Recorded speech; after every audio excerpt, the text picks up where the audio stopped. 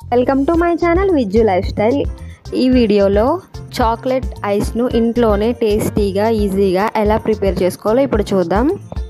ఈ chocolate ice కోసం chocolate milk షేక్ను తీసుకోవాలి. ఇప్పుడు ఈ మిల్క్ షేక్ పైన మనం చిన్న హోల్ పెట్టుకుని ఐస్ స్టిక్ను డిప్ చేసుకోవాలి. ఈ మిల్క్ షేక్ను తీసుకెళ్ళి మనం డీప్ ఫ్రిడ్జ్లో 6 to 7 అవర్స్ పాటు ఉంచాలి.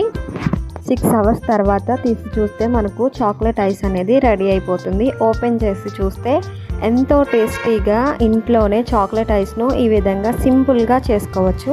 ఈ వీడియో కానీ మీకు నచ్చినట్లయితే సబ్స్క్రైబ్ చేసుకోండి. మీ ఫ్రెండ్స్ అండ్ ఫ్యామిలీ మెంబర్స్కి కూడా షేర్ చేయండి.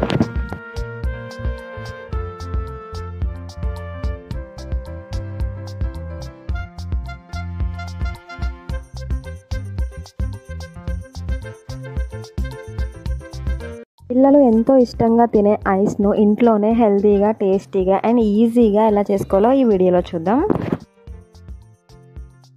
ఫస్ట్ ఒక డైరీ మిల్క్ చాక్లెట్ను తీసుకొని కవర్లోనే ఉంచి చిన్న చిన్న ముక్కలుగా చేసుకోవాలి ఈ విధంగా. ఇప్పుడు చాక్లెట్ను ఓపెన్ చేసి 2 to 3 టేబుల్ స్పూన్స్ వరకు మిల్క్ను యాడ్ చేసుకోవాలి.